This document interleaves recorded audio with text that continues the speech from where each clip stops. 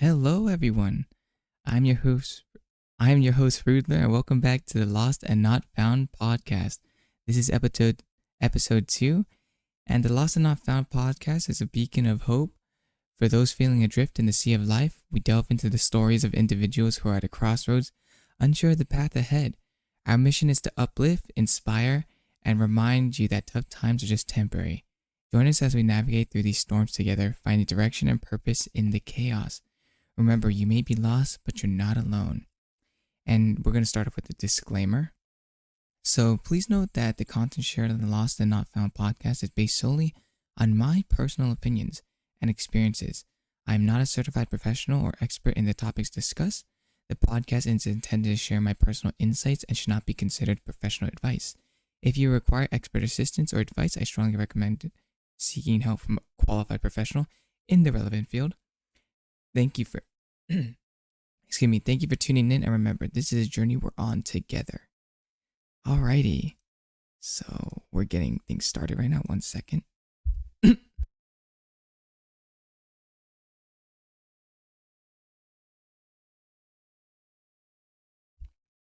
me right there, I had to cough real quick. But welcome. This is episode 2. Well, technically the first official episode. And today's topic is how to deal with failure. I thought this would be a good one to discuss and go over because it's nothing too in-depth, but I think it's relevant to what I'm dealing with right now. And I think it's a pretty good topic to talk about. So let's just dive right on in. So why I chose this topic and its relevance in personal development. So I say I chose this topic because I am myself currently experiencing a lot of failure lately, or just in general. So I want to highlight it because it's important to talk about and understand in order to reach the goal of, success or whatever these things may be. I think it's good to highlight, what is failure, how to deal with it, how to get through it, because it pertains to me personally right now. So I want to keep things relevant, not only to maybe the audience I'm speaking to, but also to myself as well. So now that we have that, jump into segment 1. We're going to start with understanding failure. So I think I want to we first got to define failure, So what is failure? So this is more the textbook definition. So failure is defined as a state or condition of not meeting a desired or intended goal or objective. Now, that is just the textbook definition of what failure is, but I think if you wanted to dive deeper into it, failure can stand for a lot of different things. You could define failure in a lot of different ways overall. And but I just want to at least give the textbook definition of failure. And then jumping into the next thing is saying, okay, so now we go into the stigma surrounding failure and societal expectations. So now this is interesting. So we all, including myself at times, have a fear of failure. Sorry, I keep stumbling with my words. This is, I'm not used to the podcast, so it's going to take me a while to get used to, but I say we all, including myself at times, have fear of failure. Now, whether it's a fear of failing your parents, your friends, your peers, yourself, or whatever it may be at times, I think there is some type of fear, or that we get scared to fail. And I think this is partially stems from the fact, just a small part, but I think it also plays a part into it. The fact that in society today, we have, a stigma, not sigma, it's stigma surrounding failure. And that is like, failure is always looked in a negative way, I feel. And then, as you can see, especially on social media and a lot of things we see, it seems to be that there's an emphasis on winning. So people are always flaunting their bank accounts, how many followers they have, all their successes, all the goods, everything, they're buying houses, all these things, they're just doing whatever they want. And it's like, oh, I made it to the top, look at me. That it's like highlighting that, but it's like, it's not really much highlighting how to get there. and the expectations of what really the journey encompasses. Because I think failure is quite a big part in the journey to be successful, you know? But I guess it's never fun highlighting our failures. That's why you don't really want, it could be embarrassing. And, everyone wants to just see the end goal, the wins and stuff. But, I think understanding that it takes more than just, oh, it doesn't come this easy. It's not just, oh, you just do. Um, it just takes, it's not like overnight you become successful. For most people, it requires a lot of hard work, dedication, and a lot of failure. Excuse me. So I think starting to remove that stigma, saying, okay, there's multiple steps to, maybe we have different goals and places we want to be successful, but there's going to be different steps, and it's going to take a lot of failing included in it. So to understand that more and to welcome that more into our conversations, maybe, so it can be more of so we can understand it's just part of the process. Because right now it's like, if I fail, I shouldn't be failing. What's wrong with me? Like, it's like, if you fail, it kind of feels like the end of the world. It's like, I don't think this is right for me, I should quit. But it's to understand, you're gonna have to fail. Because I start to look at it like this, like, if I don't ever expect to fail, that means I expect to do everything perfectly. What I mean by that is, that means essentially from birth and stuff, right? For me to jump into anything and to never expect to fail means I'm doing everything 100% correctly. And to think that'll happen is delusional, right? Because, like, that's not how things work. That's not how life functions. And it's to understand, you're gonna have to fail, because when you start something, you're not gonna be good at it. You're not gonna know what you're doing for most of the time.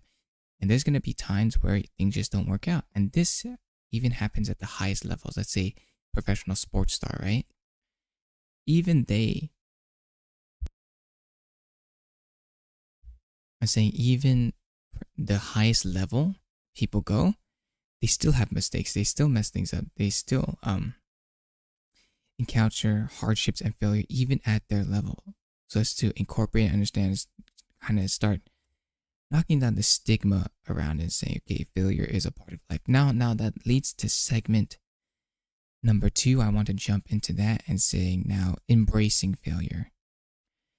So I kind of touched on this a little in the previous, but I guess I'll start discussing the concept of resilience and the importance of embracing failure as a natural part of life. So yeah, I did mention, we should incorporate failure, saying this is normal, not to be like, oh, there's something wrong, whatever. It's like, things mess up, things don't work out sometimes. That's just how life is. I think that'll reframe our mentalities, right?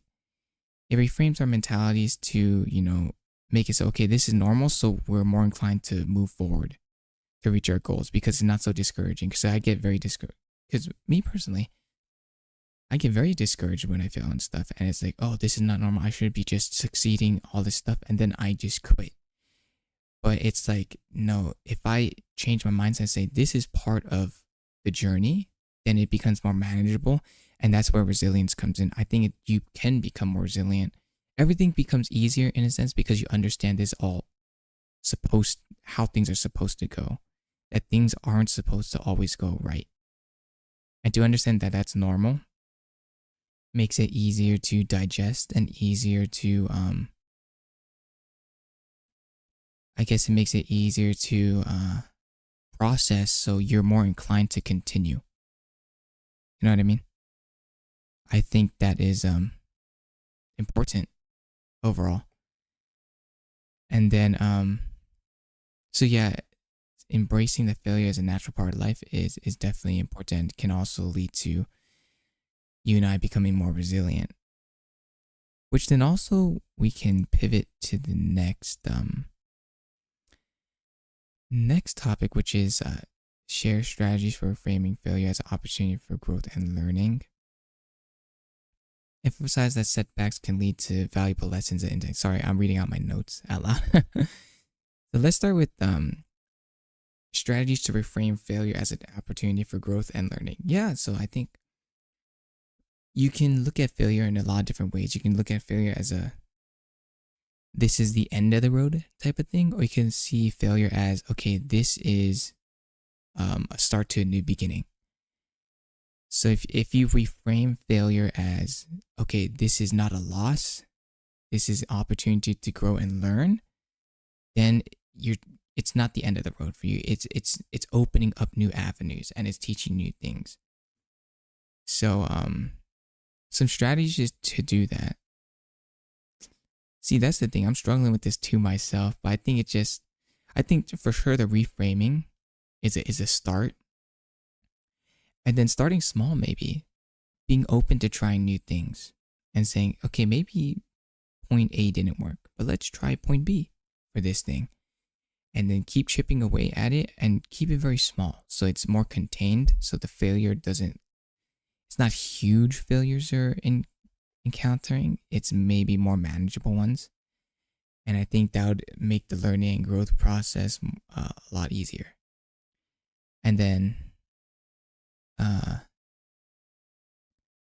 emphasize that setbacks can lead to valuable lessons and insights.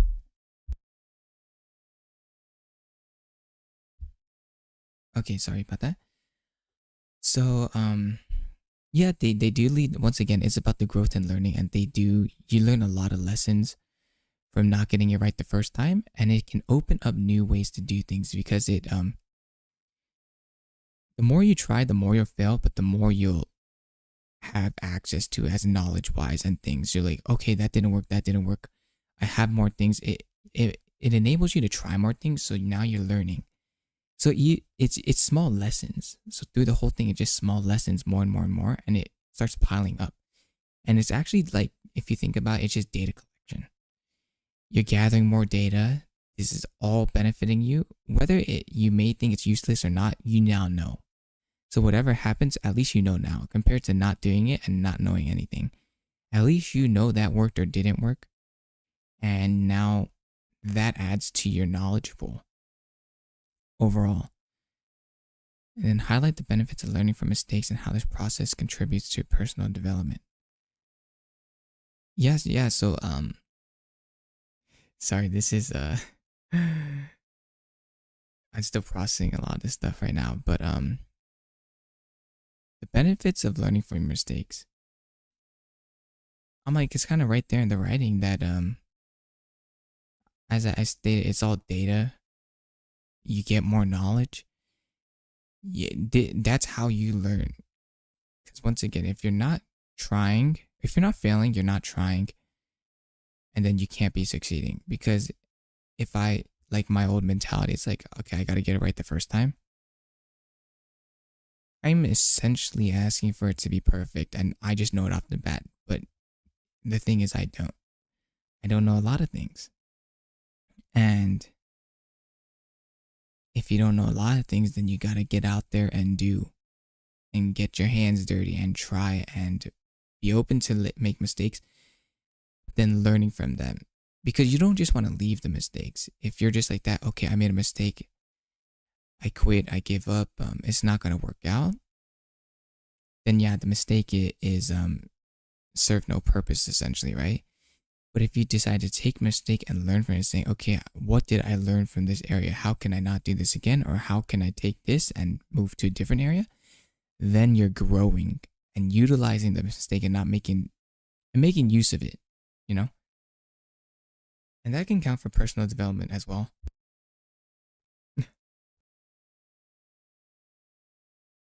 You know,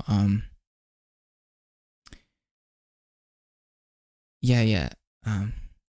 Sorry, I'm still trying to, I'm still trying to process a lot of things. But yeah, so that can also add to personal development as you grow, career wise or knowledge wise or whatever. You can also be growing it all adds up to your personal development.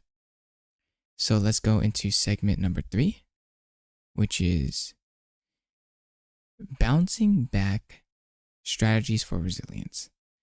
So provide practical tips and coping mechanisms for dealing with failure. This can include mindfulness practices, self-compassion, and positive reframing. Oh yes, okay. So one of the tips for dealing with failures, I think, is what is self-compassion? I'm going to put emphasis on this area right now. So self-compassion is very important, I think, because as we grind, as we're trying to level up, as we're trying to get further within our careers and lives, I think we can start to push ourselves very hard. And it's needed, I do understand we have to push ourselves. We have to, get outside our boundaries to get better, to grow. I understand that. But it's to an extent. So I feel like sometimes, including myself, I tend to run myself into the ground. And it's like, I got to do this all right now. And then I burn out. And then it's just messy. And then it just doesn't work out. I'm saying we had to show some compassion to ourselves, because we shouldn't be our own enemy. We have to be on our own side, if that makes sense. We should be rooting for ourselves. We shouldn't be tearing down ourselves, because if you can't support yourself, like, how are you going to expect others to, at the end of the day, it's your body, your mind, all this stuff, my body, my mind. I should be the one in charge and helping myself out, not tearing myself down. So it's showing yourself self-compassion is definitely important, because you want to be on your own side, if that makes sense. I don't know if I'm explaining this correctly, but it's like, you don't want to be your own enemy. You want to uplift yourself. So it's to be your own assistant, to be your own coach, and be compassionate to yourself, but also motivating. I think that's the word too. It's to understand the line between motivation and destruction. So we do want to motivate ourselves, because I can get lazy. I can not want to work. That's in my nature sometimes. So I do have to put that pressure on myself here and there to say, hey, you got to get up, you got to do this. That is positive motivation, I'd say, because these are things I need to do that I may not want to do, but are necessary for my growth and development. But I don't want to do it to the extent where I'm just destroying myself and saying, just like beating myself up, and that's not good either. Because it's in the sense, like, let's say I want to work out again and get healthy, right? You don't want to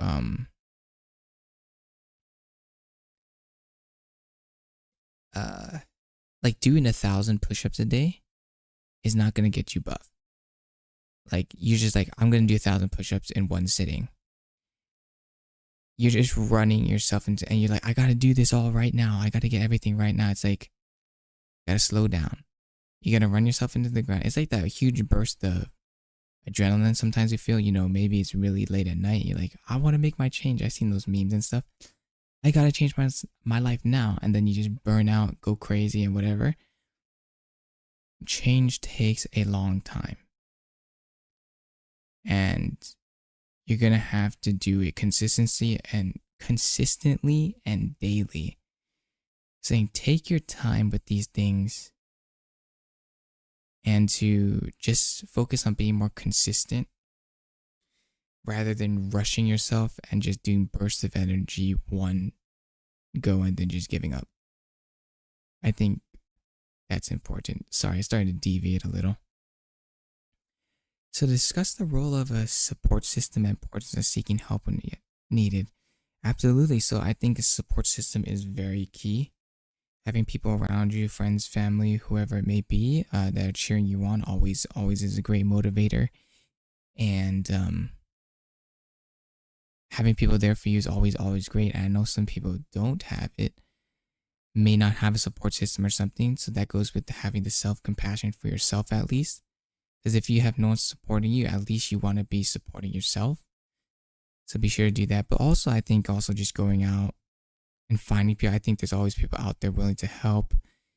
And if it gets to some point, always seeking help when needed is always there's always people out there wanting to provide help. So don't feel like you're alone during these times, and that if you think you're in need of help, definitely there are people out there.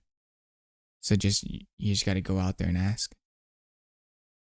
And then share how I support and oh yeah, okay. Excuse me.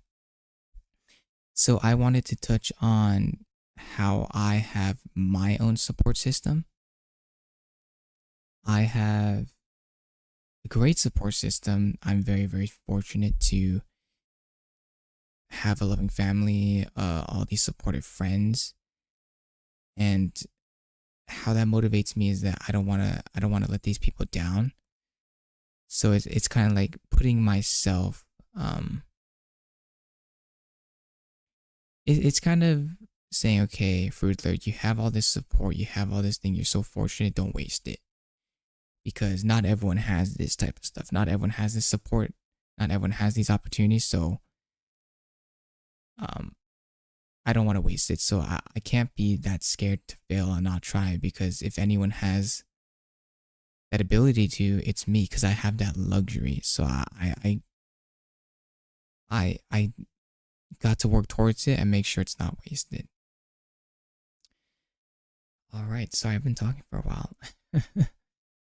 But let's hop on to segment 4. And we're almost there, we're like halfway through.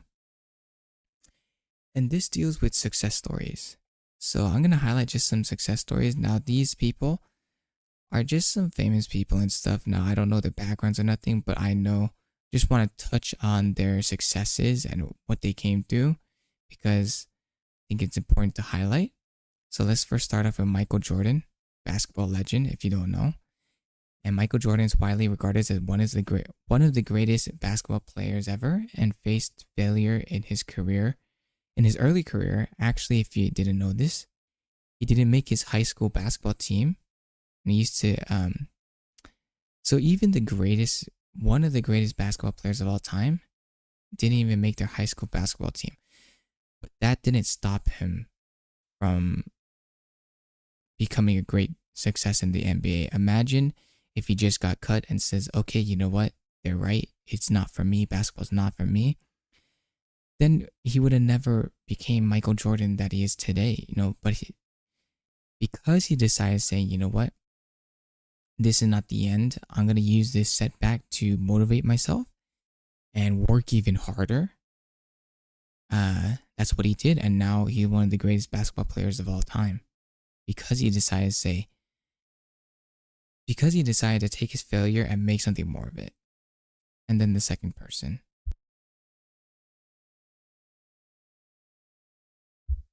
Second person I want to talk about is Steven Spielberg, who's a film director and producer.